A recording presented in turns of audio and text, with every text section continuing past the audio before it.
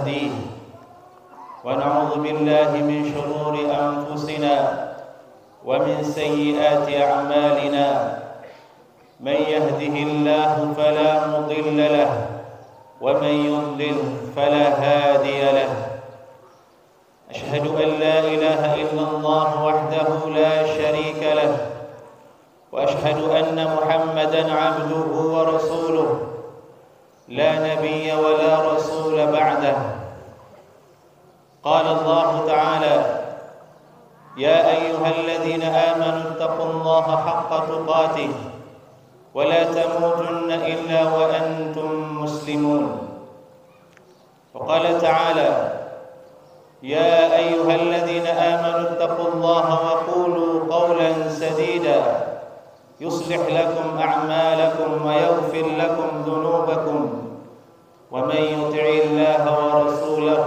فقد فاز فوزا عظيما أما بعد الله أكبر الله أكبر الله أكبر لا إله إلا الله الله أكبر الله أكبر ولله الحمد Ma'asyiral muslimin wal muslimat, sesungguhnya hari ini adalah hari besar kita selaku umat Islam. Allah Subhanahu wa taala telah memilihkan untuk kita hari besar itu, yaitu Idul Fitr dan Idul Adha. Dan di dalam hari besar ini terdapat ibadah yang sangat luar biasa, terdapat ibadah yang tinggi yang kita peruntukkan kepada Allah Subhanahu wa taala, yaitu menumpahkan darah ternak yang Allah berikan kepada kita. Allah taala berfirman, "Wa likulli ummatin ja'alna mansakan liyadhkuru ismallahi 'ala ma razaqahum min bahimatil an'am." Dan setiap kaum umat yang beriman tersebut dibuatkan oleh Allah Subhanahu wa taala waktu dan tempat untuk berkurban. Itulah makna mansakan. Liyadhkuru ismallahi 'ala ma razaqahum min bahimatil an'am, agar mereka berzikir kepada Allah Subhanahu wa taala atas nikmat hewan ternak yang banyak nikmat di dalamnya yang Allah berikan atas mereka. Fa ilahukum ilahun wahidun falahu aslimu, maka sebutlah nama Allah Subhanahu wa taala ketika menyembelihnya. Dialah sesembahan kalian yang esa, hanya Allah Subhanahu wa taala saja semata. Falahu aslimu, dan berserah dirilah kepadanya.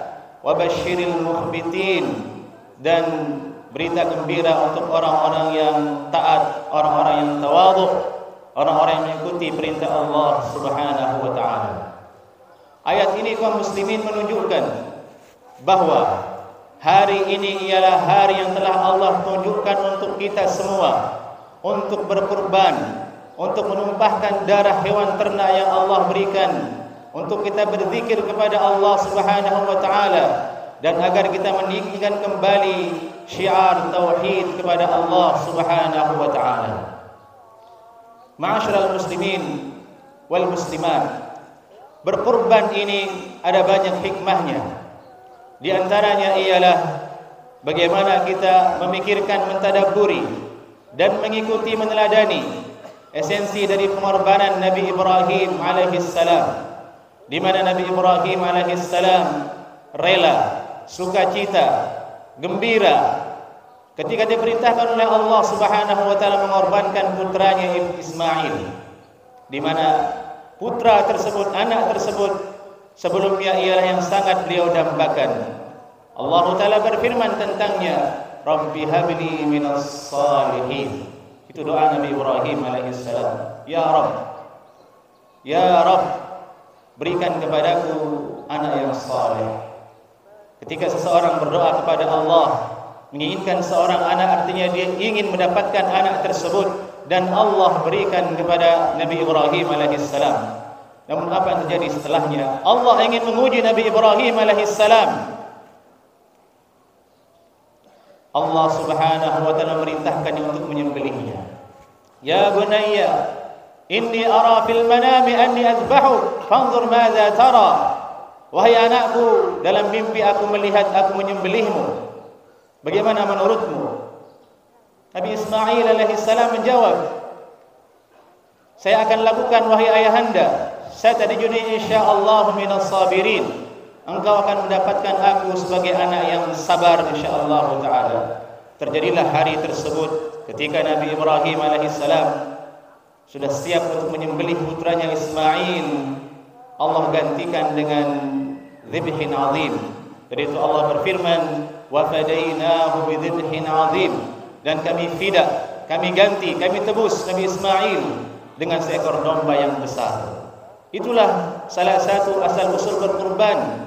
Dari dalam satu riwayat disebutkan sunnatu abikum Ibrahim. Berkurban ini ialah jalan atau sunnahnya bapak kalian, yaitu Nabi Ibrahim alaihissalam. Di dalam cerita tersebut terdapat esensi yang sangat tinggi. Apa itu wahai kaum muslimin? Hendaklah kita mendahulukan hak Allah Subhanahu wa taala dari segala sesuatu. Apapun yang kita cintai, apapun yang kita sukai, apapun yang kita ingin selalu pertahankan, jika Allah Subhanahu wa taala memintanya, jika Allah Subhanahu wa taala menghendakinya, jika hal tersebut bertentangan dengan perintah Allah Subhanahu wa taala, wajib kita taati Allah Subhanahu wa taala. Dan itulah keimanan Nabi Ibrahim alaihissalam yang semestinya bisa kita teladani. Kita korbankan usia kita, kita korbankan tenaga kita, kita korbankan harta kita hanya demi Allah Subhanahu wa taala. Hikmah kedua dari berkurban wahai kaum muslimin, yaitu meninggikan syiar Allah Subhanahu wa taala. Ada banyak syiar Allah Subhanahu wa taala. Salat adalah syiar, azan adalah syiar, berhijab kaum muslimah adalah syiar. Semua itu wajib kita hormati, semua itu wajib kita taati, tidak boleh kita langgar. Allah Ta'ala berfirman, la tuhillu sya'airallah, jangan kalian halalkan, kalian larat, kalian langgar syiar Allah Subhanahu wa taala yang Allah telah haramkan atas kalian. Adapun berkurban, dengan jelas Allah Subhanahu wa taala berfirman, wal budna ja'alnaha lakum min sya'airillah, dan menyembelih unta itu kami jadikan sebagai syiar Allah atas kalian. Maka demikian juga semak dengan menyembelih kambing, menyembelih sapi, artinya kita sedang menghidupkan syiar Allah Subhanahu wa taala, menunjukkan hati kita, perbuatan kita tunduk kepada Allah Subhanahu wa taala. Inilah hikmah yang harus kita resapi, yang harus ada dalam hati kita, dalam sanubari kita ketika berkurban, yaitu meninggikan syiar Allah Subhanahu wa taala. Sesungguhnya orang-orang yang mengagungkan syiar Allah Subhanahu wa taala, dialah orang yang bertakwa. Man yu'azzim sya'airallah fa innaha min taqwal qulub. Kaum muslimin, hikmah berikutnya dari berkurban ini ialah tidak lain bertakwa kepada Allah Subhanahu wa taala. Kita temukan puasa itu bertakwa, salat itu bertakwa, menunjukkan betapa sulitnya bertakwa kepada Allah Subhanahu wa taala. Ada banyak perkara amalan yang harus kita lakukan untuk kita diuji apakah kita bertakwa kepada Allah ataukah tidak. Termasuk salat Id kita hari ini, bertakwa ataukah tidak kepada Allah Subhanahu wa taala. Hewan kurban itu tidak sampai kepada Allah, darahnya tidak sampai kepada Allah, dagingnya tidak sampai kepada Allah Subhanahu wa taala. Yang sampai kepada Allah itu ialah takwa, nilainya, keikhlasan kita. Allah Ta'ala berfirman, lan yanalallaha luhumuha wala dima'uha walakin yanaluhu taqwa minkum. Daging itu tidak sampai kepada Allah, darah itu tidak akan sampai kepada Allah. Yang sampai kepada Allah Subhanahu wa taala ialah ketakwaan kita. Ini menunjukkan dalam semua amal ibadah kita wahai kaum muslimin, wabil khususnya berkurban, harus ada makna takwa, rasa takut kepada Allah, rasa tunduk kepada Allah, rasa berserah diri kepada Allah Subhanahu wa taala. Kita hambanya yang lemah, yang butuh kepadanya, yang butuh ampunannya, butuh kepada surganya. Nilai-nilai itu yang harus ada dalam benak kita ketika berkorban dan ketika beramal soleh dalam amalan-amalan lainnya. Kaum muslimin, di antara hikmah yang bisa kita gali dalam berkorban dalam ayat-ayat yang ada dalam Al-Quran ialah agar kita bersyukur kepada Allah Subhanahu wa ta'ala. Hendaklah kita bersyukur kepada Allah Subhanahu wa ta'ala atas rezeki yang Allah berikan kepada kita, atas hewan ternak yang Allah Subhanahu wa ta'ala berikan kepada kita, daging yang sampai ke mulut kita, yang masuk ke perut kita itu jamaah adalah nikmat dari Allah Subhanahu wa ta'ala. Lihat saja, sapi itu ukurannya lebih besar daripada Anda, tapi Allah tundukkan atas manusia, sehingga anak kecil pun bisa menggeret sapi tersebut, bisa menarik sapi tersebut, menunjukkan Allah Subhanahu wa ta'ala yang menundukkannya untuk manusia. Allah ingatkan kita akan nikmat tersebut di hari ini agar kita mensyukurinya, agar kita berterima kasih kepada Allah Subhanahu wa ta'ala. Karena pada dasarnya umat manusia itu banyak yang tidak bersyukur kepada Allah Subhanahu wa ta'ala. Makanan yang dia makan tidak pernah dia ingat kepada Allah. Kesehatan yang Allah berikan kepada dia tidak pernah dia ingat Allah yang berikan. Harta yang dia miliki dia lupa siapa yang memberikannya. Lupa dia bersyukur, lupa dia taat kepada Allah, lupa dia beristighfar. Hari ini Allah Subhanahu wa ta'ala ingatkan kita agar kita bersyukur kepada Allah Subhanahu wa ta'ala. Maka yang berkorban di hari ini, dengarkanlah firman Allah Subhanahu wa ta'ala, fakulu minha wa at'imul qani'a wal mu'tar.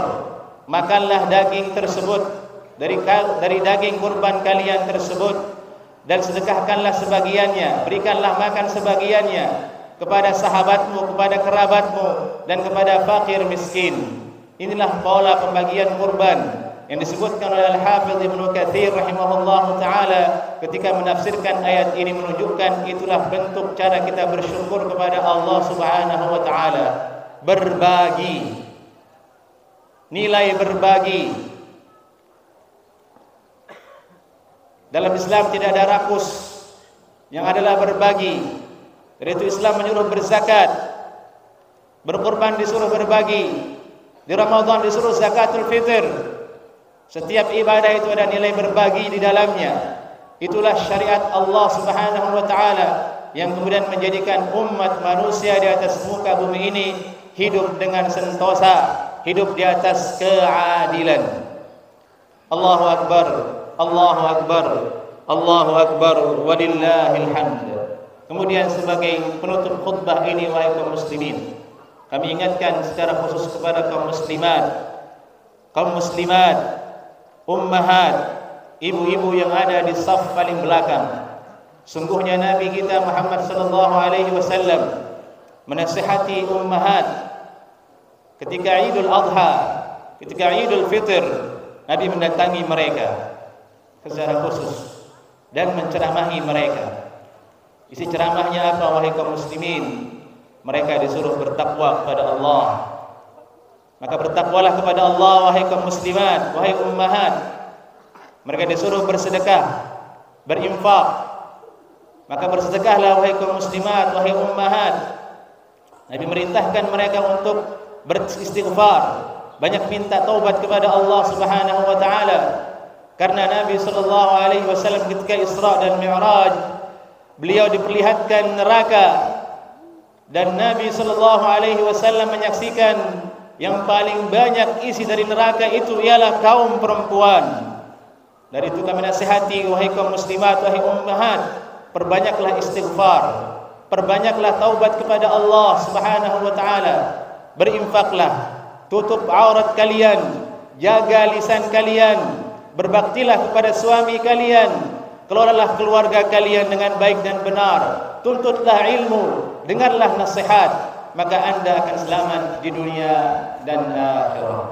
Aqulu qawli hadza وأستغفر الله لي ولكم من كل ذنب فاستغفروه إنه هو الغفور الرحيم. السلام عليكم ورحمة الله وبركاته.